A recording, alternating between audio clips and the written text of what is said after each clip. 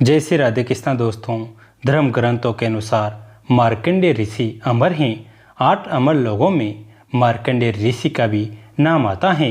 इनके पिता मार्कंडू ऋषि थे। जब मार्कंडू ऋषि को कोई संतान नहीं हुई तो उन्होंने अपनी पत्नी के साथ भगवान शिव की आराधना की। उनकी तपस्या से प्रकट हुए भगवान शिव ने उनसे पूछा कि वे गुणहीन दीर्घायु पुत्र चाहते हैं। तब मार्कंडू ऋषि ने कहा कि उन्हें अल्पायु लेकिन गुणी पुत्र चाहिए। भगवान शिव ने उन्हें यह वरदान दे दिया। जब मार्कंडेय ऋषि 16 वर्ष के होने वाले थे तब उन्हें यह बात अपनी माता द्वारा पता चली। अपनी मृत्यु के बारे में जानकर वे विचलित नहीं हुए और शिव भक्ति में लीन हो गए। इस दौरान सप्त ऋषियों की सहायता से ब्रह्मदेव ने उनको महामृत्युंजय मंत्र की दीक्षा मिली।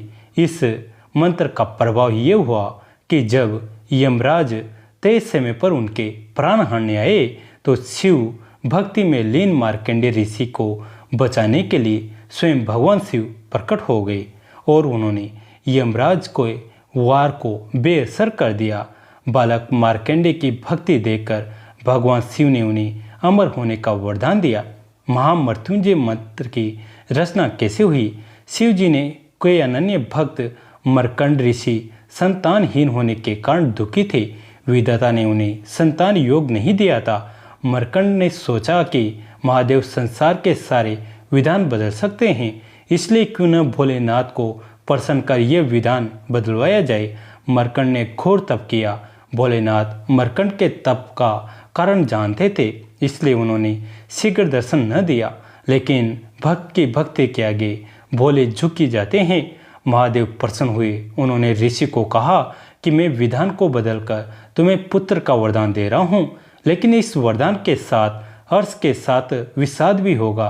भोलेनाथ के वरदान से मार्कंड को पुत्र हुआ जिसका नाम मार्कंडेय पड़ा। ज्योतिषियों ने मार्कंड को बताया कि ये विलक्षण बालक अल्पायु हैं, इसकी उम्र केवल 12 वर्ष है।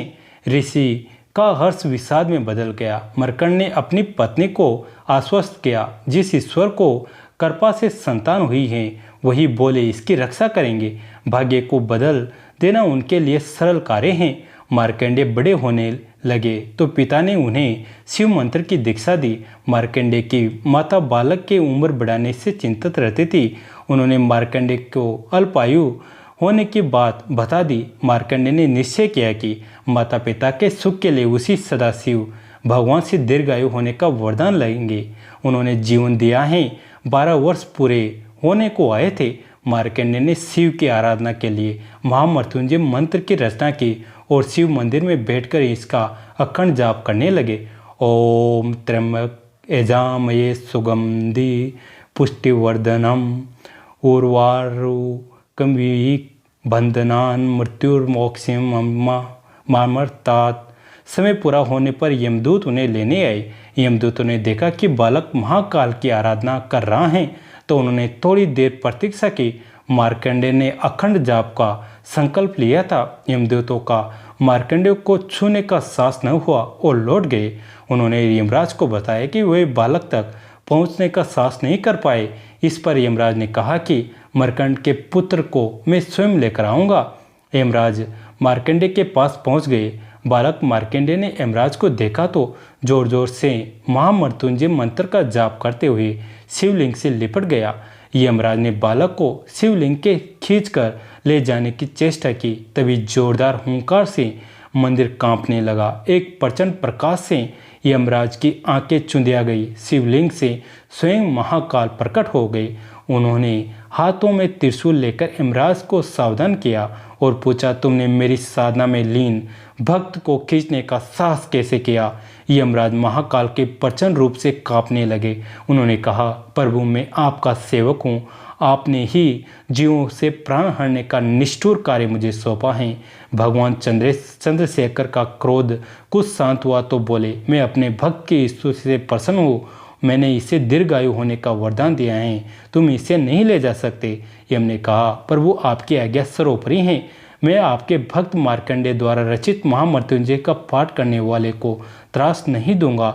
महाकाल की कृपा से मार्कंडेय दीर्घायु हो गए। उनके द्वारा रचित महामृत्युंजय मंत्र काल को भी परास्त करता है। सोमवार को महामृत्युंजय का पाठ करने से शिव जी की कृपा होती है और कई असाध्य रोगों, मानसिक वेदना से राहत मिलती है। ओम नमः शिवाय। दोस्तों, कैसी लगी आज की कहानी कमेंट करके ज़रूर बताइए।